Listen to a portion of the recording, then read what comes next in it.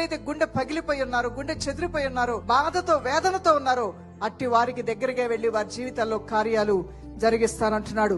ఉదాహరణకు మనం చూస్తే యోహాను సువార్త 11:35 లాజరు చనిపోయినప్పుడు మార్తా మరియా ఏడుస్తూ దుఃఖంతో ఉన్నప్పుడు ఆ ఇంటికి యేసయ్య వెళ్ళాడు. ఆ ఇంట్లో వారు చెప్పిన బాధలు ఆయన విన్నాడు. వారు కన్నీరు కార్చడం ఆయన చూశాడు. మరి మీ సమస్యకు నేను పరిష్కారం చూపిస్తానన్నాడు. సమాధి చేయబడినటువంటి లాజరు యొక్క శవాన్ని, లాజరు బయటికి రా అనగానే జీవము లేనటువంటి శవంలోనికి జీవం వచ్చింది. ఆ శవ పేటిక తెరవబడి ప్రేత వస్త్రాలతోనే లేచి బయటకు వచ్చేసాడంట లాజరు. అవును ప్రియులారా, దీనిలోంచి మనమేం అర్థం చేసుకోవాలంటే, నీ జీవితంలో కొన్ని పరిస్థితులు చలనము లేనట్లుగా, కదిపినా కదలట్ల, గద్దించినా మారట్ల, ఏడ్చినా మారట్ల, వద్రా అలవాట్లు మానవన్నా మానట్ల, పరిస్థితుల్లో చలనం లేదు, మనుషుల్లో చలనం లేదు, ఆర్థిక స్థితిగతుల్లో చలనం లేదు. చలనం లేని పరిస్థితుల్లో ఉందేమో దేవుడు తన వాక్కును పంపించి జీవము లేని వారి